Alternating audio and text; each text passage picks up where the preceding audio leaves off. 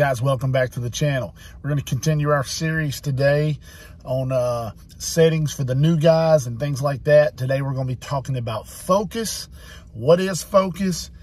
How it affects your picture, some things to take in consideration when adjusting focus and things like that. Also, we're going to have a little limited run for Christmas here, 10 of the GG hats with the gray and the green. That was my most popular hat. Matter of fact, I probably should continue to sell those all the time, but we're going to do a quick run of 10 of those. But let's get straight into the video for focus right now. Let's go. All right, guys, what we're going to talk about is the focus feature.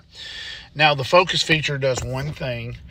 You have 5 beams at 27 degrees per beam. That equals 135 degrees.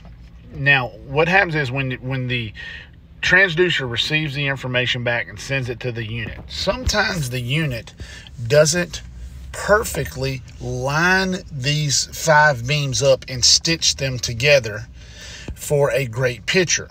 Now, what you can do is take it, and by adjusting the focus number manually up and down, you can allow yourself to perfectly line it up. Now we're looking at a bush here. I call it the magic bush. Now the one thing I can tell you about this is the way it helps your picture is sometimes the beams will overlap and sometimes there will be gaps because the beams aren't perfectly lined up. And if you don't have them perfectly lined up, you'll think, man, I've got myself a hole or a void. And if you've got them overlapping, it will look like thick spots because you'll have a part of the bush from one beam and part of the bush from the other beam overlapping. So what you try to do is perfectly line them up. And there are a few ways to do it. You can get yourself on a bush or a tree and use that bush or tree as a reference point. And by using it as a reference point, you can get them lined up perfectly. You can also use the bottom. If you're looking for it, you go into sonar setup, you go into installation, and you'll see focus right there. A lot of times it's going to be on auto fresh, but you see as I'm adjusting it up and down how it changes. What it looks like is changing the angle. What it's doing is just changing the alignment of the 5 beams. And by lining those beams up, it'll make sure everything is in perfect alignment. Therefore, you get the cleanest, purest picture. Now, this video was filmed with the LVS 32.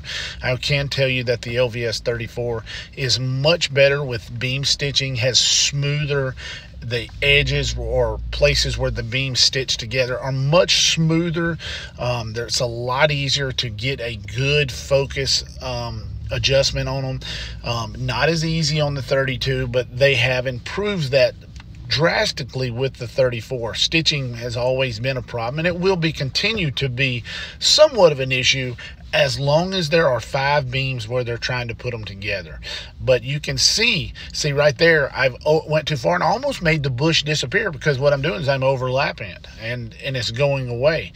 And then sometimes you can go to the extreme the other way and create holes or spots in between the beam where it looks like there's nothing, and that's just because you got 2 beams where they're actually not meeting and matching up. Now, focus is something that I tell everybody to do. Just take your time and do it right, and you'll have fantastic results. All right, guys, I hope that helped you out. If you have any questions, ask them in the comments below. Hey, ring the bell.